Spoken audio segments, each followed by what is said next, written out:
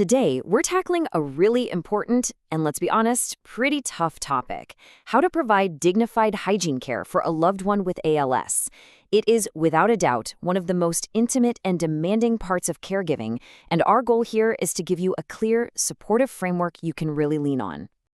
This quote, I think, just nails it. We're not just talking about a to-do list here, are we? This is so much deeper. It's fundamental to a person's quality of life.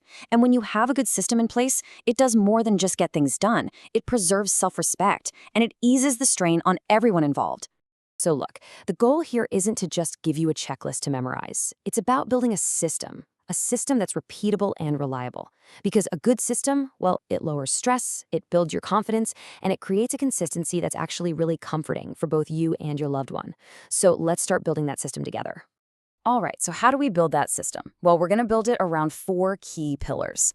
Think of these as your guiding stars, the principles that will shape every single action and decision you make in your daily care routine. Okay, so here they are. First up, always preserve dignity. Second, safety over speed, every single time. Third, and this one is huge, skin is everything.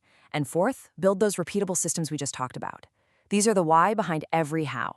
So let's start by unpacking what safety over speed really, truly means. You know, it's so tempting to rush when you feel like you have a million things on your plate. But trust me, rushing is where things go wrong. It's what leads to falls, skin tears, and injuries. That's where this little mantra becomes your best friend: slow is smooth. Taking your time allows you to be deliberate, to be controlled. And that's the other half of it, right? When those movements are smooth, they become safe. Unhurried, calm motions give you way more control, and that helps the person you're caring for feel more secure. It just dramatically drops the risk of injury for both of you. Now, for our third principle, skin is everything. I can't stress this enough. Skin breakdown can spiral into serious infections and a whole lot of discomfort. So you're going to live by this simple 3-step cycle. First, clean the skin gently but thoroughly. Second, pat it completely dry, and I mean pat, never rub. And third, apply a barrier cream to protect it. That simple loop is your absolute best defense. All right, moving on to our second pillar, preparation. This is where all those principles we just talked about really start to come to life. Being proactive here, getting things ready ahead of time, it literally turns what could be a chaotic, stressful moment into something calm and manageable. It's a total game changer.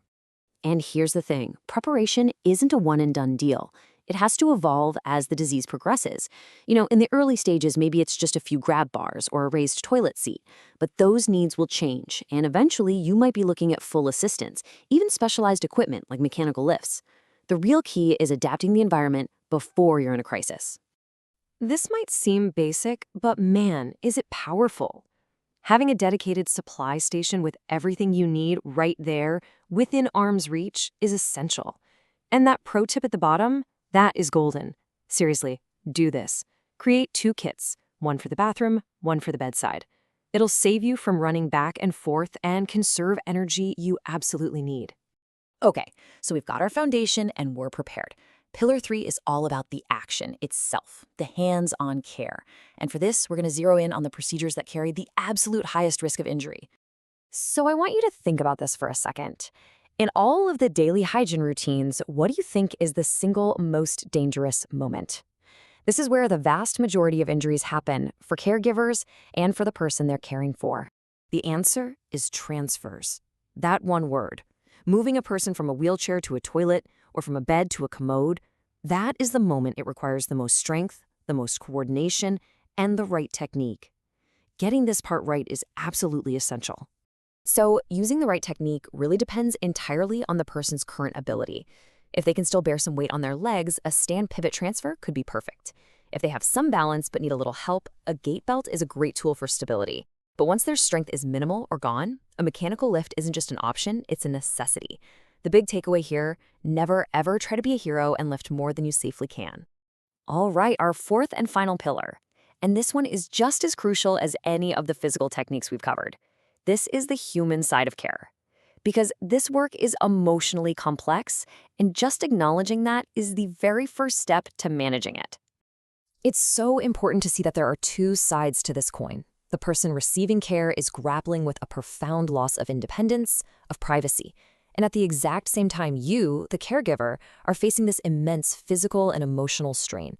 Both of these experiences are completely valid, and recognizing that shared difficulty can build a powerful bridge of empathy. And that leads us to what might be the single most important piece of advice in this entire explainer. Please hear this. Asking for help is not failure. It's not a sign that you've done something wrong. It is a strategic move to make sure you can keep providing loving, effective care for the long haul. It is sustainability. And that really brings us full circle.